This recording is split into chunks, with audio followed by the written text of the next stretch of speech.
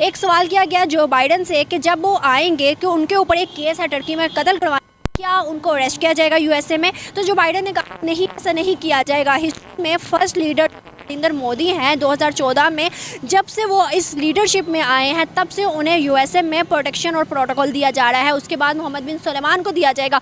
मोहम्मद बिन सलमान का यूएसए के साथ रिलेशनशिप तो समझ में आता है कि वो क्राउन प्रिंस है, लेकिन नरेंद्र मोदी का यूएसए में रिलेशनशिप इतना स्ट्रॉन्ग कैसे हो गया और क्यों है, ये बात आज पाकिस्तानी आवाम से पूछेंगे। और ये पूछेंगे कि इस सारी लिस्ट में पाकिस्तान को तो ऐड ही नहीं किया गया, और इतना कि जब वो जाते हैं तो उनकी चेकिंग किस तरह से की जाती है। Beggars can't be choosers.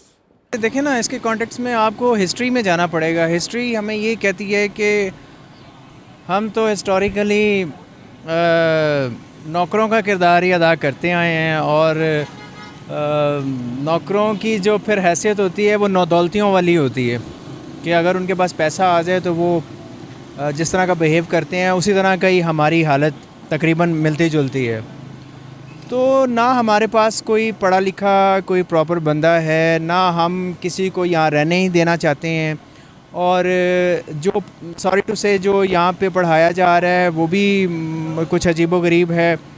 हम तो इंडिया का मुकाबला नहीं कर सकते हैं, सीधी बात है, क्योंकि वो आईटी में छाए हुए हैं। पूरी दुनिया में उनका एक स्टेटस है, उनका एक मुकाम है जो कोई भी मतलब छीन नहीं सकता। बेशक हम जो मर्ज़ी कहते रहें, लेकिन उनका पूरी दुनिया में एक मुकाम है। तीसरी शायद वो वर्ल्ड पावर बनने भी जा रहे हैं, इसमें तो कोई शक नहीं है। शाबाश बेटा, बहुत।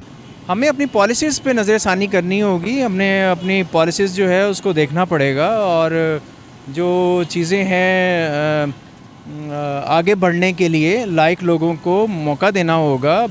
अगर हम देखें ना तो यूएस ने इंडियंस के लिए, इंडिया जब भी जाएगा पेंटागन में फ्री जा सकता है, विद उसको परमिशन लेने की ज़रूरत, विदाउट परमिशन वो जा सकता है। लेकिन पाकिस्तानियों के लिए ऐसा नहीं है। पाकिस्तान जब भी जाएगा तो उसको 1-1.5 महीना पहले परमिशन लेनी पड़ेगी, उसके बाद इजाज़त के बाद जाएगा। लेकिन इंडियंस के लिए वाई? इंडिया देखे ना, मैं जैसे कह रहा हूँ कि वो तीसरी वर्ल्ड पावर के बनने के करीब है, और उनका अलाई भी है। क्या बात है। अमेरिकन्स का उनके साथ उनके बहुत सारे कॉन्टेक्ट्स हैं, बहुत सारे उसके मतलब बदल गई है ना, दुनिया बदल गई है अब। तो हमें भी वक्त के साथ साथ चेंज करना चाहिए था अपने आप को, लेकिन हमने तो यहाँ पे मजहबी रुझानात में उलझ गए, हम कुछ और तरह की चीज़ों में उलझ गए। लायक और शरीफ लोगों को हमने दीवार से लगा दिया। तो देखें ना, लोग तो यहाँ से शिफ्ट होते चले जा रहे हैं, जो शरीफ लोग हैं, जो लाइक लोग हैं। तो लगता है ये तो अभी हमने नॉन मुस्लिम कंट्री की बात किया, अमेरिका हो जाए या कोई भी हो जाए। अगर हम देखें तो दुबई में रिसेंट एक वो उन्होंने ऑर्डर पास किया था कि दुबई में जो भी पाकिस्तानी आएगा वो 5 दिरहम उसके अकाउंट में होने चाहिए। अगर उसके अकाउंट में 5 दिरहम ना हुए तो वो पाकिस्तानी नहीं आएगा। लेकिन इंडियंस के लिए फ्री ऑफ कॉस्ट है, ऐसा उन्होंने कोई भी वो नहीं रखा। पाकिस्तानियों के लिए सऊदी अरेबिया, दुबई, इस तरह के जो कंट्रीज़ हैं उनमें भी ऐसे किया जा रहा है। वाई? देखें, पाकिस्तानियों की तो अब क्या मैं कहूँ, मैं तो ख़ुद भी पाकिस्तानी हूँ, लेकिन ये है कि हमारा सर आप बहुत हिचकिचा के बोल रहे हैं, क्या लगता है फ्रीडम ऑफ स्पीच नहीं है? हाँ जी, डरना ही चाहिए। आपको पता ही है जो हालात है।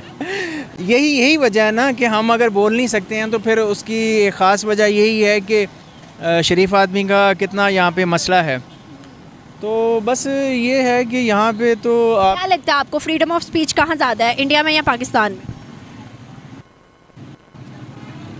देखिए ना, जहाँ पे तनकीद होगी वहाँ पे अच्छाई आएगी। आप तनकीद करते हैं किसी को अच्छा बनाने के लिए, बेशक यहाँ पे तनकीद बड़ी अजीब होती है कि आप लेट डाउन करते हैं और फिर उसको करते ही चले जाते हैं, तो जिससे बहुत अच्छे लोग भी चुप कर जाते हैं।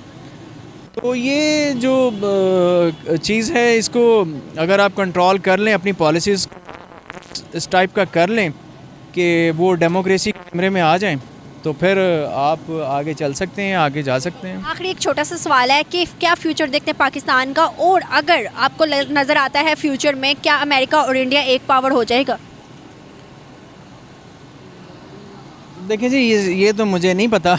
मैं कोई बहुत बाइलम आदमी तो नहीं हूँ, लेकिन ये है कि जिस तरह उनकी लिटरेसी रेट है, उनका रेडी वाला भी जो है वो BA पास है। और जब तक आप बड़े दिमाग वालों की इज़्ज़त नहीं करेंगे, तो उनसे सीखने की कोशिश नहीं करेंगे, तो हमारा पढ़ा लिखा जो नौजवान है या इंटेलेक्चुअल्स हैं वो भी नाकाम ही रहेंगे। आपको लगता है हमें भी इंडियन पॉलिसीज़ पर को फॉलो करना चाहिए, जैसे कि हम उनकी फिल्म इंडस्ट्री को फॉलो करते हैं, उनकी और भी बहुत सी चीज़ों को फॉलो करते हैं और उनके ही बरक्स हम अपने कॉपी करके अपनी चीज़ों को चलाते हैं? क्या आपको लगता है उनकी पॉलिसीज़, उनकी एजुकेशन, उनके जो टर्म्स हैं उनको हम फॉलो कर सकते हैं, करना चाहिए?